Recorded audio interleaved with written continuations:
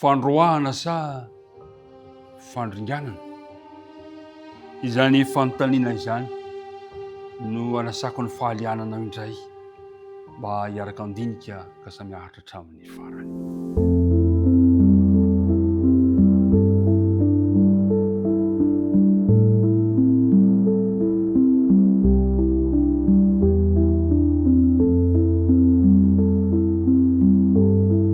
Talata fa 20 volana Oktobra, miaraba antsika rehetrarehetra faly miaona aminao indray amin'ity maraina vaovao ity.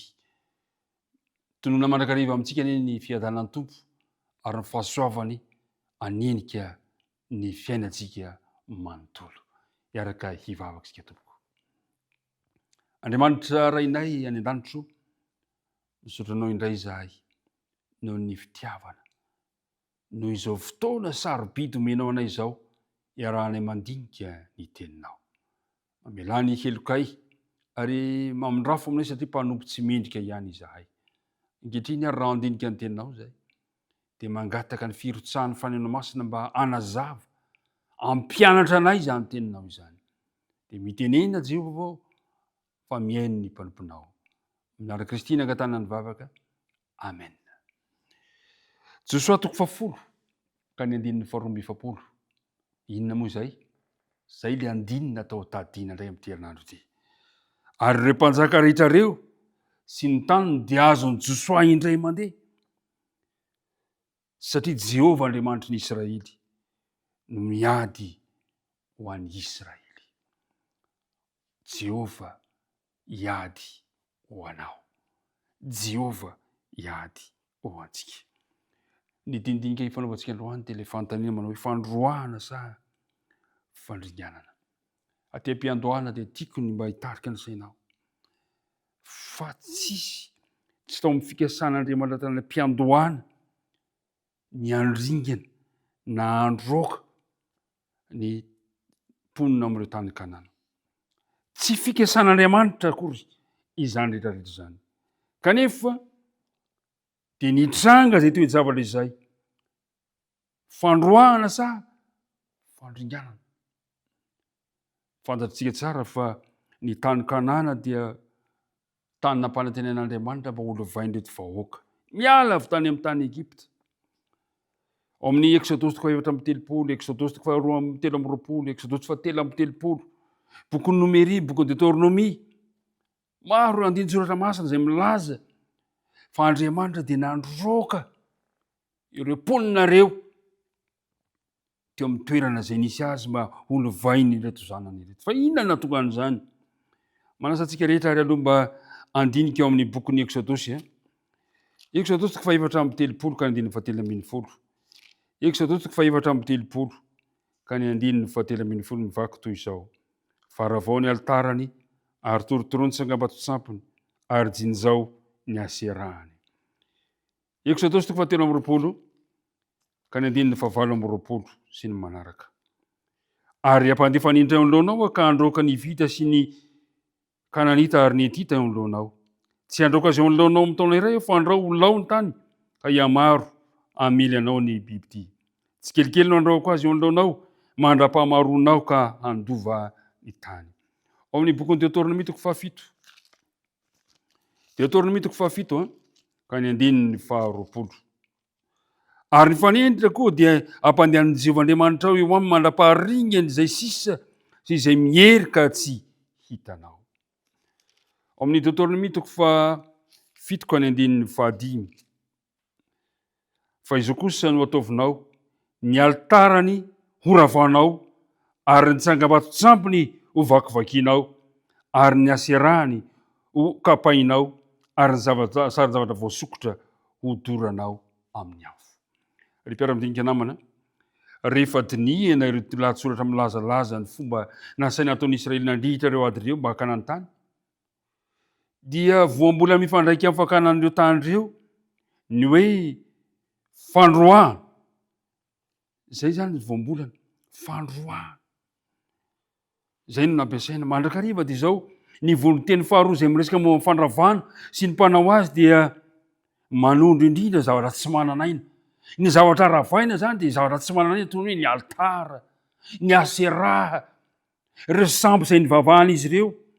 Satria hitantsika miariary fa ny fivavahana tamin'ny sampy, ny altara samihafa no tena ivo ny fivavahan'ireo kananita ireo. Ireo no nasaina noravana sy naringan'Andriamanitra. Fa ny mponina kosa dia nifantoka tamin'ny hoe noroahina. Andriamanitra zany dia tsy nandringana ny mananaina tamin'ny voalohany. Tsy nandrava ireo mananaina ireo fa ny zavatra tsy mananaina no norovain'Andriamanitra.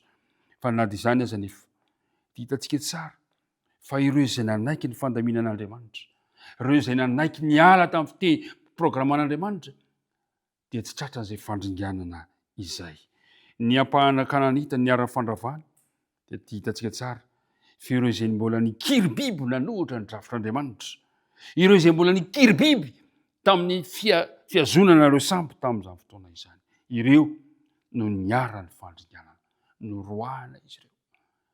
Ilay fandroahana nandeha tsikelikely izy. Le fandroahana mantsy dia mba ahitana izy ireo ny toetran'Andriamanitra dia azon'izy ireo atao, azon'izy ireo atao ny mbola manatona ihany an'Andriamanitra. Zay le alaniny nataon'Andriamanitra. Ry mpiara-midinika namana, misy fantany mipetraka manoloana an'izany toe-javatra izany. Raha toa ka niandroka ny mponina amin'ny tany fa tsy niandringana ireto mponina tao Kanana ny tanjona tamin'ny voalohany, nahoana ny Israelita no tsy maintsy namono olona marobe taty aoriana. Ry mpiara-midinika namana, naseho ny fandinihana ny andalatsoratra amin'ny soratra masina fa ny fikasana tara-piandohana dia niandroka ireo mponina tao Kanana. Zao le mazatra antranga, nanamafony ny ankamaroan' izy ireo tahaka ny Farao tany Egypta. Nifandray tendry loatra tamin'ny kolotsaina tao izy ireo ka ny fandravana ny kolotsaina dia midika hoe fandringanana azy miaraka tamin'izany ihany koa. Ry mpiara-midinika namana, tsy programan'Andriamanitra ny nandringana ireto kananita reto, fa izy ireo no nifikitra mandrakariva, nanamafy ny fony, tsy nety niala tamin'ny sampy. Ka raha toa ka naringana ireo altara-tsampy satria izy nifikitra tamin'izany dia tsy maintsy naringana niaraka tamin'izany koa. Fantany mety mipetraka androany, inona re eo amin'ny lafitoetranao?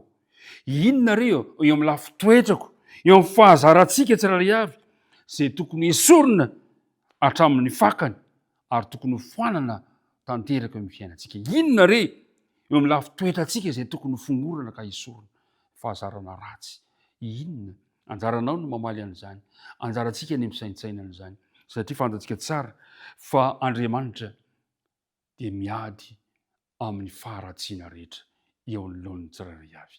Tompony, ampisaintsainanao ka mianao fieritreretana mba ahafahanao mandinika hoe inona tompo no mbola ho esoriko, inona ny tokony ho ravaiko, inona ny tokony hatsahatra amin'ireo lafitoetra sy ny fahazarako izay tsy mifanaraka amin'ny sitraponao. Tompony, anomenao ny taritalana mba ahafahanao mandeha mahitsy eo anoloany amin'ity andro ity, andeha ary hiaraka hivavaka isika. Tompo, misaotra anao izahay ny amin'ny teninao izay mampafantatra anay fa miala nenina mandrakariva ianao. Fantatray fa tianao vonjena ny tsirairay avy, eny fa na ny ratsy indrindra aza ireo kananita dia mbola nomenao fotoana be dia be ahafahany matakatra ny toetranao sy ny mombanao ka hiantorahany eo aminao, saingy indrisy betsaka ny nanamafy ny fony ka dia tsy maintsy ringana miaraka tamin'ireo sampy izay notompony. Ampio izay Andriamanitra mba hiantoraka eo aminao ka tsy hanamafy ny fonay androany fa kosa anaiky hiantoraka eo aminao, hisafidy ny hotarianao. Dia tantano izay amin'ity tontolo andro ity, aza mafoina mahasaraka anay. Nara Kristy nangatana ny vavaka. Amen.